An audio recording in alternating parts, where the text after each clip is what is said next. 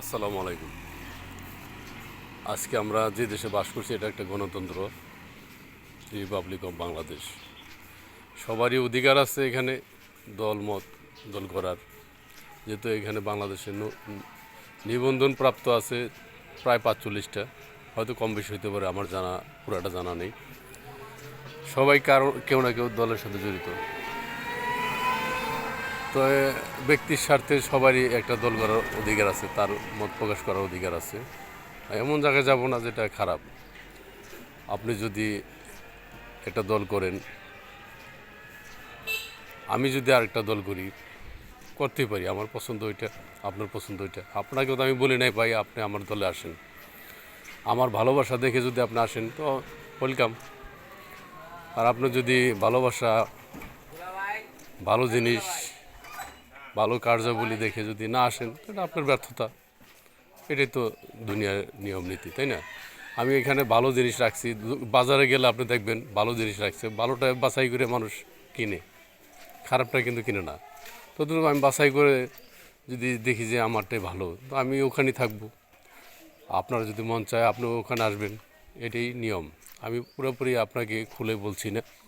এই জন্য অনেকে চাপ প্রয়োগ করতেছে বিভিন্ন কায়দায়, বিভিন্নভাবে, সমাজে, এলাকায়। এটা কিন্তু নিতান্তই গুরুতর অপরাধ। ওনারা যেই অপরাধের সাথে জড়িত হচ্ছে বা হয়, এটা কিন্তু নিন্দনীয়। কারণ আমাদের শক্তি কম, সেই জন্য আমরা কিছু বলতে পারছি না।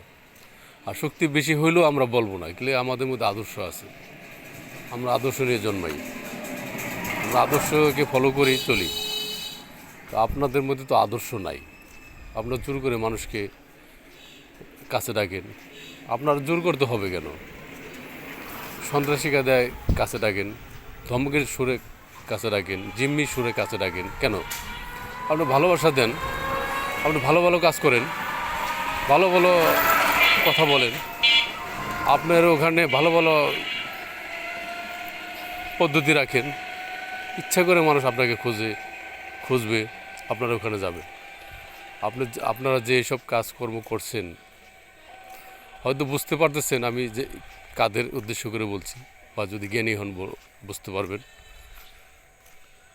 আমি আমার কথাটা দিয়ে বুঝিতেছি। তো এই যে আমার মতো এরকম হাজারো মানুষ, বাংলাদেশে লক্ষ মানুষ, কোটি মানুষ কষ্টের মধ্যে আছে, তারপরে আপনার জুলুমের মধ্যে আছে।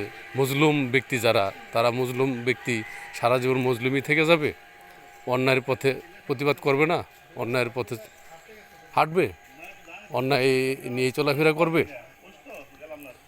অন্যায়কে প্রশ্রয় দেওয়া যেমন গুনাহ, অন্যায়ের সাথে আপোষ করাও গুনাহ। ইসলামে এটা গুনাহ। যেখানে অন্যায় দেখবেন সেখানে এটার প্রতিবাদ করবেন। মুখে না পারলে, হাতে না পারলে মুখে, মুখে না পারলে ঘৃণা করবেন অন্তরে। তো আমরা সেটাই করছি, বা সেটাই আমাদের করার উচিত, আমি করছি। এর জন্য আপনি আমাদেরকে চাপ প্রয়োগ করবেন, এটা করা যাবে না, এই দলে থাকা যাবে না, এই দল আপনার ভালো না। ভালো মন্দ তো আমি জেনেই গেছি, আপনার থেকে তো আর শিখতে যাইনি আমি ভালো কোনটা খারাপ কোনটা। আপনি আমাকে জানাইতে আসছেন কেন? আপনারটা ভালো, আপনি নিয়ে বসে থাকেন।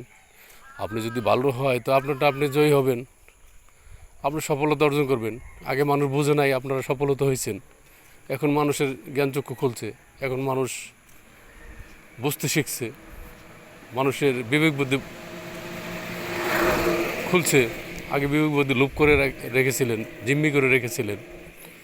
এটা কি মানুষের অপরাধ? এটা আপনারা অপরাধ মনে করছেন। কাউকে গালি দিয়ে, কাউকে জিম্মি করে, কাউকে চাপ দিয়ে, কাউকে ধমক দিয়ে, কাউকে টাকার বিনিময়ে, কাউকে মেরে আপনারা ক্ষমতায় যেতে চান, ক্ষমতা মসনদে বসতে চান। বসছেন তো ভাই, অনেক বসছেন। এই পর্যন্ত বসে তো দেখলাম আপনারা হাজার হাজার মিলিয়ন বিলিয়ন টাকার মালিক হয়েছেন। আপনারা হাজার হাজার কোটি টাকার মালিক হয়েছেন। চক এরকম 2-4 চক, এরকম হাজার হাজার বিল্ডিং, হাজার হাজার ব্যাংকে হাজার হাজার মিলিয়ন বিলিয়ন টাকা, এগুলো তো জনগণের মাঝে তো আপনারা কোনো দিনও কাউকে 1 টাকা জাকাত তো দেন না, এমনি তো দেওয়ার কথা, জাকাতও দেন না, বরঞ্চ আরও মানুষের টাকাটা জোর করে নেন, চাঁদাবাজি করে নেন। এটা তো অন্যায়।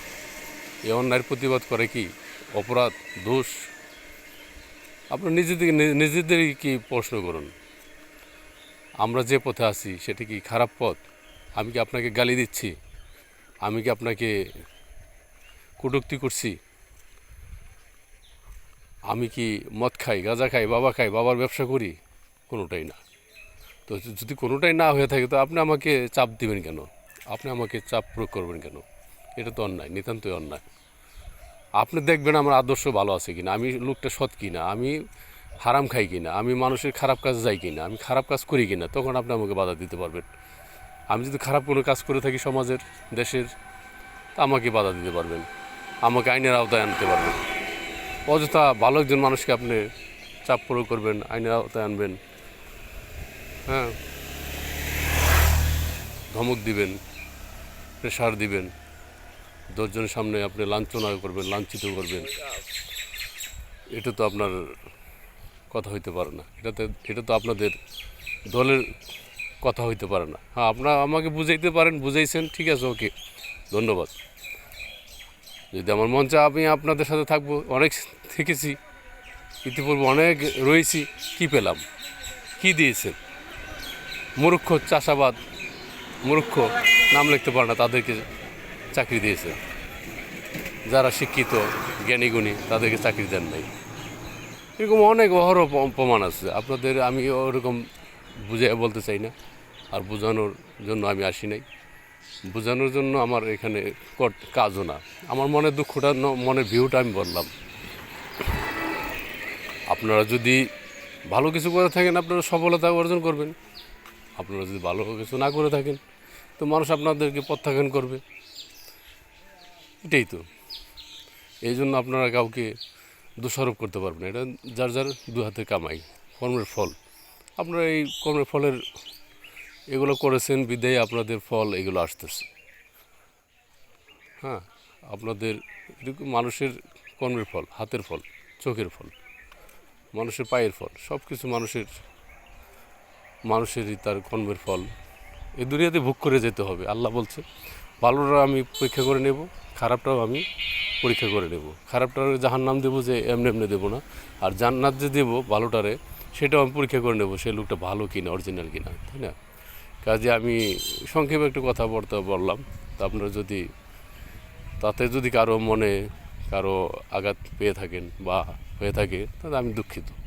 আমি কারো মনে আঘাত বা দুঃখ দেওয়ার জন্য বলিনি। আমি আমার কথাগুলো বললাম। এখন আপনাদের উপর ছেড়ে দিলাম। মানুষের একটা সবসময় যে আপনাদের সাথে থাকতে হবে, সবসময় যে আপনাদের কথা মতো চলতে হবে, সবসময় যে সবসময় যে বাপের কথা মতো চলতে হবে। বাপ তো অনেক সময় অনেক কিছু বোঝে না।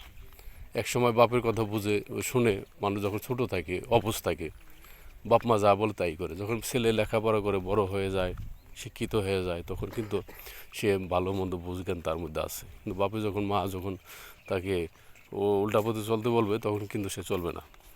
এটি স্বাভাবিক। এই নীতিটাই বর্তমানে আমাদের দেশে চলে আসছে। কাজেই আমরা কাউকে দোষী ভাববো না, দোষ দেব না।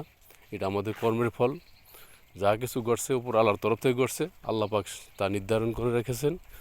এখন আপনাদের ভুলগুলি আপনারা শুধরাই নেন। অবশ্যই আগামীতে আপনারা ভালো কিছু করবেন, ভালো কিছু আশা করছি। এক একজনে আপনারা যে হাজার হাজার বিলিয়ন টাকার মালিক হয়েছেন, এটা তো সব বৈধভাবে না, অবৈধভাবে। ঘুষ খেয়ে হয়েছেন, চাকরি দিয়ে হয়েছেন, টেন্ডারবাজি করে হয়েছেন, রাস্তাঘাট করে হয়েছেন, স্কুল কলেজ মাদ্রাসা দিয়ে হয়েছেন। যে কোনো এমন হাজারো সিন্ডিকেট পর্যায়ে আছে, ব্যবসা বাণিজ্য সিন্ডিকেট থেকে হয়েছেন। এগুলো তো অন্যায়, এগুলো অন্যায় করে হয়েছেন, এটাকে তো অবৈধ। কাজে আপনারা অন্যায়কে অন্যায় বলতে শিখুন, অন্যায়কে অন্যায় জানুন, অন্যায়কে মানুষকে মাঝে ওইটা সত্য প্রকাশ করতে বলিয়েন না। অন্যায়কে অন্যায় শিখান, ন্যায়কে ন্যায় শিখেন, তাহলে ভবিষ্যতে এবার না হলেও এখনও না হলেও ভবিষ্যতে প্রজন্ম আপনাদের স্মরণ করবে, আপনাদের কথা মনে রাখবে। ধন্যবাদ সকলকে। আবার কোনো টপিক নিয়ে আসবো আপনাদের মাঝে ইনশাআল্লাহ।